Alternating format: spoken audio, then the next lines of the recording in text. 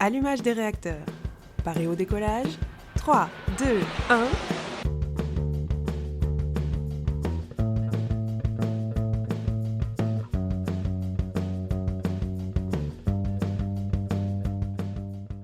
Bonjour à tous et bienvenue dans Rocket Talks, c'est Julie et Marine et aujourd'hui on se retrouve pour un nouveau format. Bonjour Marine. Bonjour Julie. Comment ça va ? Ça va très bien et toi ? Ça va très bien, donc aujourd'hui on commence un nouveau format, ça s'appelle les Spill the Tea. On va parler un petit peu de toutes les nouvelles croustillantes et on va faire un petit peu des gossips. Donc le thème de cet épisode il est centré sur les Grammy Awards et pourquoi ? Parce que c'est ce soir. Et oui, et c'est à l'Arena de Los Angeles. Oui, donc on va revenir un petit peu sur ce qu'est les Grammy Awards. Déjà, pour les personnes qui ne connaissent pas, bon, je pense qu'il n'y en a pas beaucoup. Ça peut arriver, hein. Ça peut arriver, et on va revenir un petit peu sur le tout, en fait, comment ça fonctionne, les plus gros dramas des Grammy Awards. Donc ça, c'est un petit peu le côté croustille intéressant. Et puis les nouveautés aussi. Les nouveautés, et puis on va donner nos pronostics aussi à la fin sur certaines catégories. On va pas toutes les faire, parce qu'il y en a beaucoup. Il y en a vraiment beaucoup. Mais du coup, on va revenir un petit peu sur quelques catégories. Donc, Marine, qu'est-ce que les Grammy Awards ? Les Grammy Awards, ce sont des récompenses musicales qui ont lieu tous les ans. Ça a été créé en 1958 aux États-Unis. Donc, ça date quand même un peu. C'est pas les premiers. Je crois que là, on a la 66e édition. Oui, voilà, 66e édition. C'est décerné par la National Academy of Recording Arts and Sciences, avec mon bel accent. Incroyable. Et ça honore les meilleurs artistes, mais pas que, aussi tout ce qui est technicien, producteur, donc tout ce qui est dans le domaine de la musique et de l'industrie américaine du disque. Voilà ce que sont les Grammy Awards. Donc cette récompense, comme tu l'as dit, est assez ancienne et donc on peut retrouver quelques nouveautés pour remettre cette cérémonie un petit peu au goût du jour. Et donc on vous a répertorié les 3 plus grandes. Donc il y a la meilleure performance musicale africaine, le meilleur album de jazz alternatif et le meilleur enregistrement pop-dance. Donc l'objectif de ces nouveautés, c'est de rendre le processus des Grammy plus équitable, transparent et précis, selon le PDG de la Recording Academy, Harvey Mason Jr. Donc comment ça fonctionne ? Comment on est récompensé ? Est-ce qu'on peut arriver comme ça ? Moi, je peux faire une musique, par exemple, et être récompensée au Grammy ? Tu peux essayer, mais peut-être plus au Energy Music Awards que et encore, ce serait une très grande ambition. Oui. Mais en gros, le processus, il est en plusieurs étapes. Donc, on a vraiment résumé les étapes parce que c'est très long comme processus. Mais en gros, les dates clés, c'est que de juillet à août, les candidatures, elles sont soumises par les membres et les maisons de disques. Ensuite, les candidatures, elles sont examinées pour voir l'éligibilité et le classement dans les catégories. Et le premier tour, c'est en octobre. Et le vote final, c'est du 14 décembre au 4 janvier. Et ensuite, les gagnants, ils sont dévoilés le 4 février. Donc là, c'est assez simple, mais en vrai, c'est assez long. Et je crois que ça commence dès juillet, donc il faut un bon 6 mois pour dévoiler les grands gagnants. Et oui, donc on peut remporter un prix parmi plusieurs catégories. Donc il y a 12 grands domaines. Et dans chacun des domaines, il y a des catégories différentes. Et du coup, donc pour les catégories, il y en a beaucoup trop, donc on va pas toutes les citer. Mais par contre, on a les grands domaines, donc les grandes familles. Il y a le domaine donc général, il y a la pop et dance music électronique, rock, metal et musique alternative, R&B, jazz, country, gospel, pop latine, enfants et comédie, notes et historique, production, composition et arrangement et classique. C'est quoi, Marine, ta catégorie préférée ? Ton avis. Grand domaine préféré. À ton avis. Alors, moi, je dirais pop latine. Oui, bien sûr, bien joué. Waouh. Il y a le R&B, mais c'est pas le R&B que tu aimes bien. Oui, ça, c'est pas le français, du coup. Je sais. Ensuite, on a des records au Grammy, puisqu'il y a des artistes qui ont gagné beaucoup de récompenses. Le top 1, déjà, la première, c'est Queen Bee, c'est Beyoncé, avec 32 trophées, donc une femme, c'est très bien. Girl power. Voilà, exactement. Après, en deuxième place, on a George Solti, qui est un chef d'orchestre, qui lui a gagné 31 victoires. Bravo. 31 trophées. Et ensuite, on a Quincy Jones, qui est un célèbre trompettiste, qui en a gagné 28. Et donc, comme je disais au début, il n'y a pas que les chanteurs, il y a aussi les artistes de manière générale. Et ça, je trouve ça trop bien. Oui, ça, c'est plutôt bien. Après, on a Kanye West et Jay-Z, qu'on connaît, qui sont en 10e position, avec tous les deux 23 trophées chacun. Pour les groupes, on a U2, qui prend la première place avec 22 trophées. Et par contre, j'ai Pour appris un petit peu les plus anciens. Oui.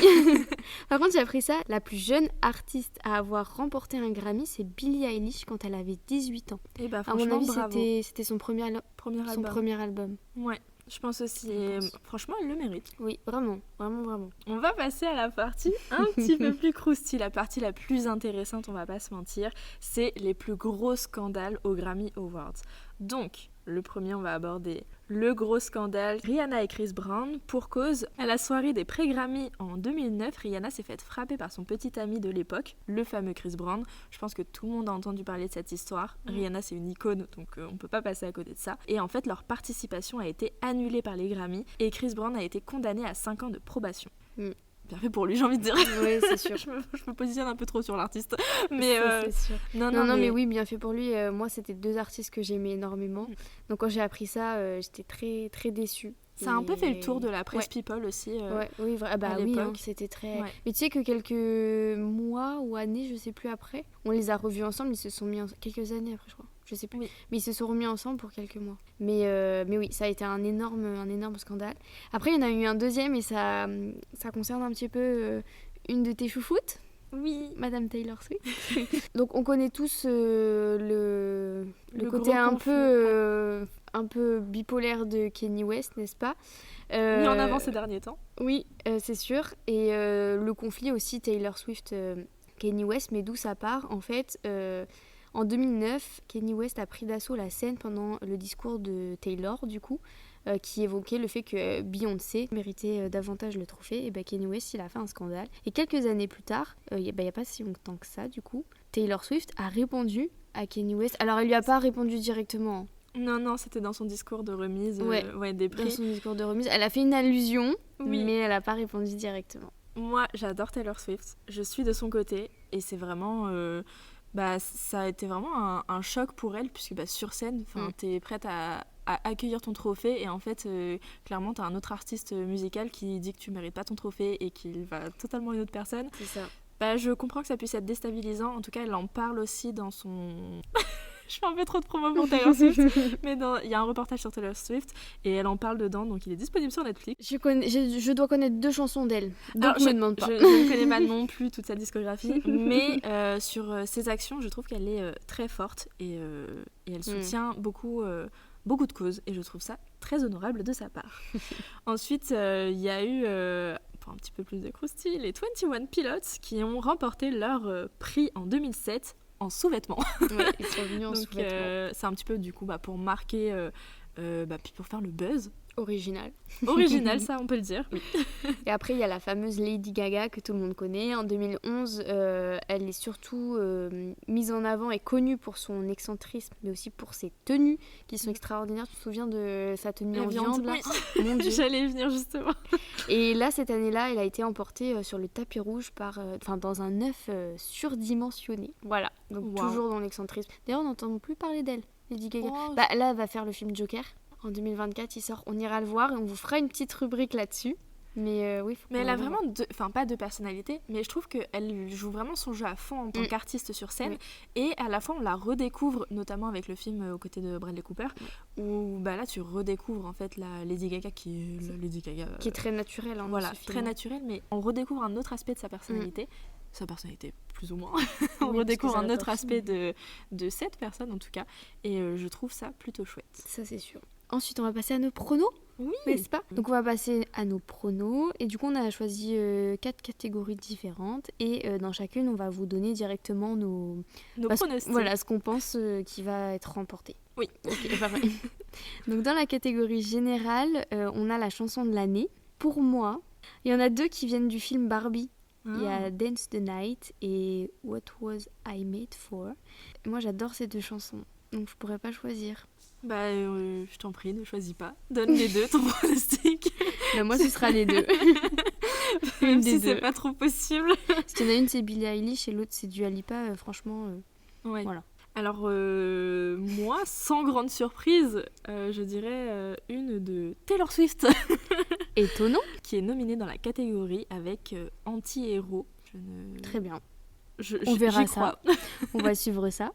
Ensuite, dans la catégorie Pop and Dance Music électronique, pour la meilleure performance pop en duo, nous on pense que ça va être Miley Cyrus avec Brandi Carlile. Ensuite, on a pris la catégorie R&B pour la meilleure performance R&B. Alors moi je pense que ce sera Angel. Ah, moi aussi. Ah ouais? Ouais, je pense. Donc voilà, on vous laisse avec ça. Voilà. Et ensuite, pour les musiques latines, le meilleur album de musique urbaine, alors je sais pas si tu vas connaître, il y a... Je connais que Karol G. Karol G, Karol s'il G. te plaît. Pardon. rigole. Je ne connais que Karol Moi, G. je les connais tous. Bah, moi, j'aurais dit Karol G ou Raúl Alejandro. Même si il a trompé Rosalia. Je connais pas. Tu biperas, hein. Non. Ah bah si, tu biperas. Le bip où voilà, où c'est pas très bien terminé, mais il fait de la bonne musique, c'est déjà ça. On peut pas lui enlever ça. Mais voilà, pour nos petits pronostics qui sont assez catastrophiques. C'est ce soir, dans la nuit de dimanche à lundi, que vous pourrez suivre en direct les Grammy Awards. Donc, on vous conseille de faire comme nous et de le regarder en replay. Voilà, parce que c'est très tard. Et du coup, pour les jours qui suivront les Grammy, suivez nos réseaux Facebook et Insta Rocket Talks Podcast, puisqu'en story, on vous mettra les gagnants des catégories qu'on vous a données. Et on verra si nos pronos ont été bons. N'hésitez pas aussi à nous dire sur nos réseaux si vous connaissez un petit peu le principe des Grammy Awards et si vous les regardez chaque année ou pas, ou si vous suivez ça de loin. Moi, j'avoue que en général, je suis ça assez de loin. Ouais, moi aussi. Bah déjà, c'est dans la nuit, puis ça nous touche moins puisque c'est un concept américain. Mais on écoute quand même beaucoup de musique américaine. Énormément. Donc, voilà. Donc et on est impacté aussi par les grands scandales, les petits gossips. Hein. C'est ça, exactement. Donc c'est toujours cool de suivre tout ça. En attendant, on espère que cet épisode vous a plu. Et nous, on se dit à dimanche prochain pour un nouvel épisode. À dimanche!